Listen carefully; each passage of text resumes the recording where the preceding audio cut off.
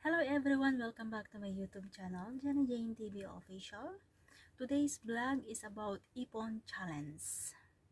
Bago ko po ibuksan ang aking Ipon Challenge or ang aking alkansya, ayan po ang aking alkansya. Ayan, at saka yung ito. Ayan po. Ayan. Ang pag-iipon challenge ko po ay nagsimula last January 2022. And ang ipon challenge na ito ay challenge by Ma'am Gracie Vlog Tabibian. Sumali ako sa ipon challenge na ito hindi para makipagkompetensya sa kahit na anong maiipon ng sino man sumali. Sumali ako dahil may goal ako sa buhay ko. Number one na goal ko para sa ipon challenge nito, nag-ipon challenge ako para meron akong gagamitin sa aking pag-uwi. Para man lang mapasaya ko ang aking mga anak, para mabili ko kung ano yung mga gusto nila.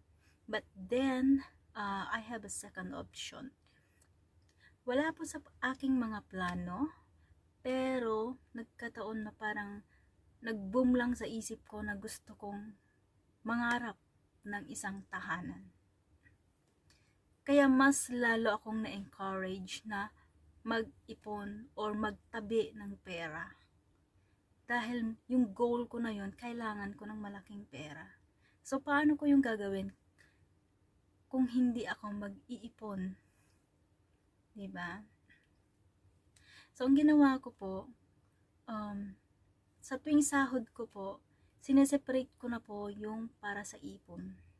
At kahit mawalan ako, kahit walang-wala na ako, pikit mata po akong nagtitiis, nagtitipid para sa aking sarili. Wag ko lang galawin or wag lang akong kukuha sa ipon na iniipon ko. Hindi ko alam kung magkano ang nilalaman ng aking ipon sa lata. Yan. Hindi ko alam kung magkano ang nilalaman nito. Wala akong idea. Basta po sa tuwing sumasahod po ako, sineseparate ko na po yung 1,500 or kahit 10 cents man yan, ay iniipon ko po siya. Dahil naniniwala ko na sa konting halaga na nilalagay ko dyan ay pasasaan at makakaipon din po ako ng kahit kaunti na makakatulong po sa aking pangarap. So, ayan guys, bago ko simulan or bago ko siya buksan, ni-encourage ko po kayong lahat na mag-ipon kahit papiso-piso lang sa isang araw. Diba? Sa mga may bisyo po dyan, yung instead na pambili natin ng pambisyo natin, why don't we put in our alkansya? Yung katumbas ng bisyo natin, ilagay na lang po natin sa ating alkansya. At sa bawat paglagay natin dyan sa alkansya natin, within 1 year, makikita po natin at magugulat na lang po tayo na nakaipon ka pala ng ganon kalaki. Yan. So, ayan guys, again, hindi po mabubuo ang 1,000 kung walang piso. At hindi po mabubuo ang piso kung walang sentabo. Kaya sa bawat sentimo, pahalagahan po natin yan. Dahil sa bawat sentimo, makakaipon po tayo para sa ating mga pangarap. Pag may pangarap, kailangan natin magsikap. Kung wala man tayong trabaho, pagsikap pa rin po tayo at magtiwala lang po sa ating mga sarili. Yan, tiwala sa sarili, pagsisikap at pagiging masipag. Yun po ang ating puhunan. At syempre, yung pagtitipid. Yung bang pag may gusto kang bilhin, why don't we ask ourselves na kailangan ko ba ito? O gusto ko lang, diba? Kung kailangan na kailangan mo, okay, bilhin natin. Pero kung gusto mo lang, pag-isipan po natin dahil sayang Hindi habang buhay tayo ay malakas. Hindi habang buhay tayo ay may trabaho. Gusto ko siyang i-vlog hindi para ipagyabang. Gusto ko siyang i-vlog para i-engganyo kayo, i-encourage kayo na mag-ipon kahit sa konting halaga, kahit sa papiso-piso lang yan, kahit pasentimo man lang yan, makakaipon at makakaipon po tayo para sa ating mga pangarap. Tandaan po ninyo, hindi mabubuo ang 1,000 pag walang piso at hindi mabubuo ang piso pag walang sentabo. So ayan guys, umpisahan na po natin buksan ang aking alkansya.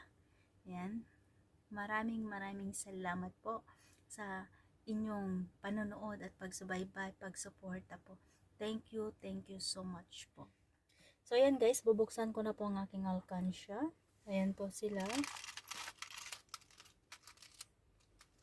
Ito.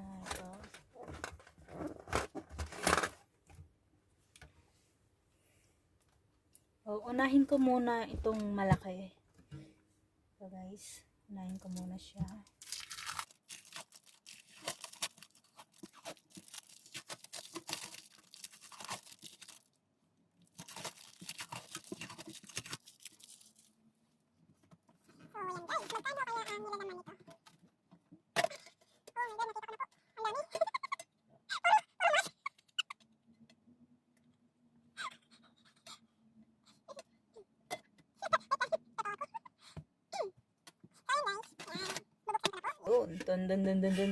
Dun.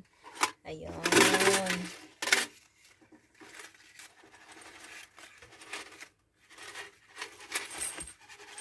Naku, punong-puno ng mas guys. Bakit mas? Pati mas inipon. So, ayan po. And ito naman po yung barya. Tanggalin ko po muna yung mga mas. Ang daming mas guys.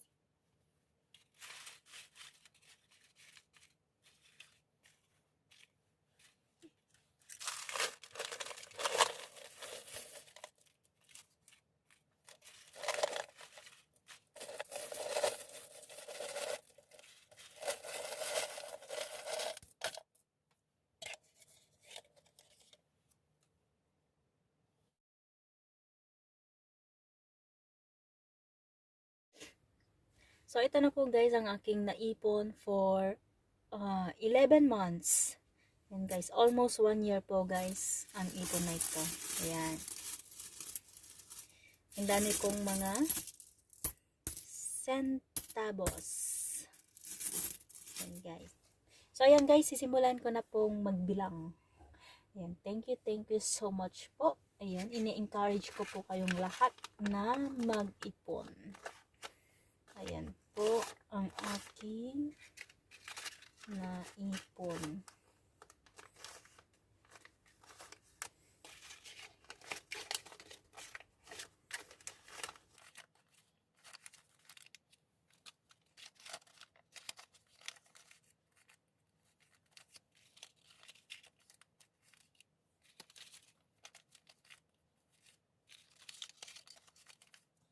Wow, napakasarap po ng pakiram. Yan, napakasarap po sa pakiramdam na makita ang ating naipon. Ayan po. Thank you Lord at ginabayan mo ako sa pag-ipon.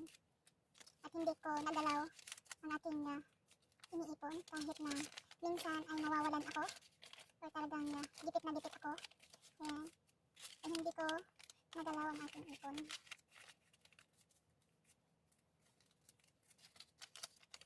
Yan guys, parang maluluha ako habang hindi lang ko siya. Kaya maiyak ako. Ha? Ha?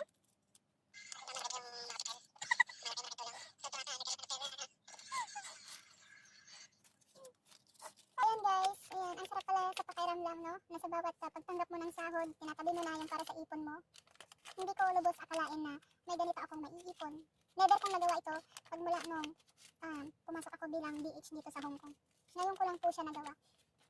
Alam niyo yung para akong naiiyak kasi sa haba ng panahon ng pagtatrabaho ko dito sa Hong Kong, bakit ngayon ko lang nagawa ito? Sana noon ko pa ginawa. No? Parang ako'y naiiyak na guys. Sa totoo lang, Parang ako'y maiiyak na talaga. Naku, Diyos ko Lord.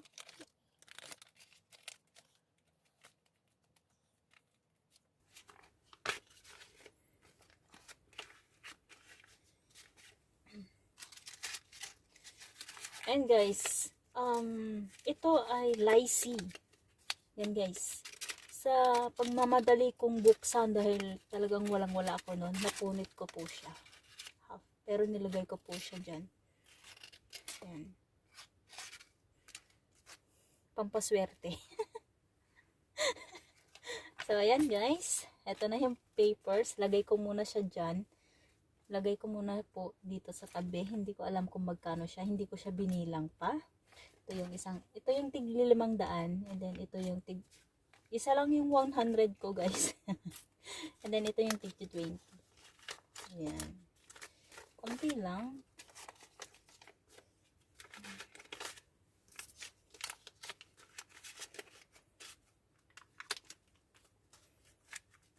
So, ilagay ko muna po siya dito.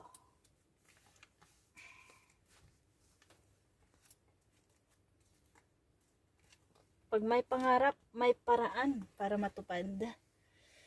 So, ayan guys, mag-ganun na ako sa barya. Meron din po ako dito, nilagay na mga peso. Yan. Kagaya po nito, may 1 peso po ako. So, yan guys. Magbilang na ako ng coins.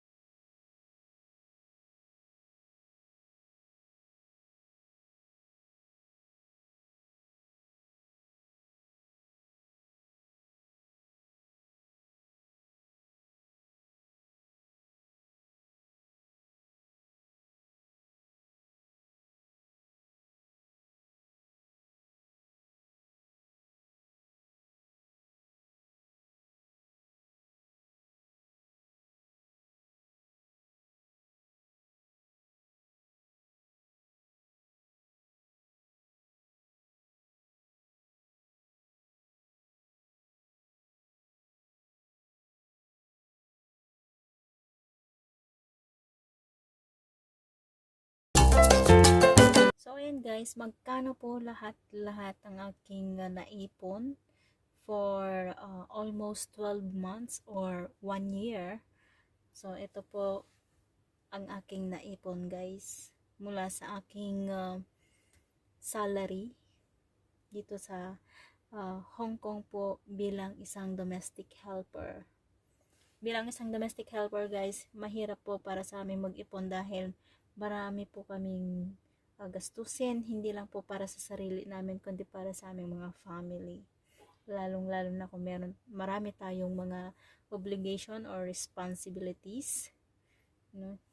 So ayan guys, ang aking ipon. Napakasaya ko at napakasarap sa pakiramdam, guys.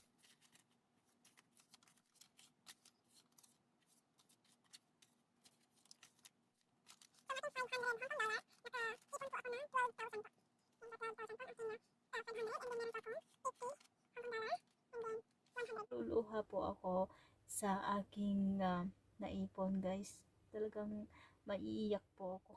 So, ayan po guys, tapos na po ako sa pagbilang ng nilalaman o kabuuan ng aking ipon. So, ayan po, nakaipon po ako ng 12,412 po. Kaya malaking pasasalamat ko po sa iyo, Ninang Gracie Vlog Tabibian, sa challenge na ito. Sobra-sobra po akong nagpapasalamat kasi napakalaking tulong po ito para sa pinapangarap ko sa aking buhay, para sa aking mga anak. Napakasarap po sa pakiramdam na nakita ko na ang aking naipon, nahawakan ko na siya at nabilang ko na. At ito, para akong maluha-luha dahil hindi ko po inakala na makakaipon po ako ng ganitong kalaking pera. Napakasarap po sa pakiramdam. Kaya maraming salamat po. And sa lahat po ng gustong mag-ipon dyan, simulan nyo na po kahit papiso-piso lang kada araw po. Simulan nyo na po. Yan. Maraming salamat po sa inyong lahat. At gaya po ng aking sinabi, hindi po mabubuo ang 1,000 kung walang piso. At hindi po mabubuo ang 1 piso kung walang sentabo. Kaya bawat sentabo, pahalagahan po natin yan. At sa bawat nagtatrabaho dyan, malaki man o maliit ang inyong sinasahod, ine-encourage ko po kayo na bigyan nyo rin ng kahit konting sahod ang inyong sarili mula sa inyong pinagpaguran. Bigyan nyo rin po ng kahit tiga 100 lang o 20 pesos man lang yan ang inyong sarili. Dahil ang ating sarili, ang ating katawan, ang ating kalakasan, ang ating puhunan para matupad po natin ang ating mga pangarap sa buhay, para sa ating mga minamahal sa buhay. Maraming salamat po sa inyong lahat. God bless us all, and thank you so much po. Take good care and God bless po. Thank you po.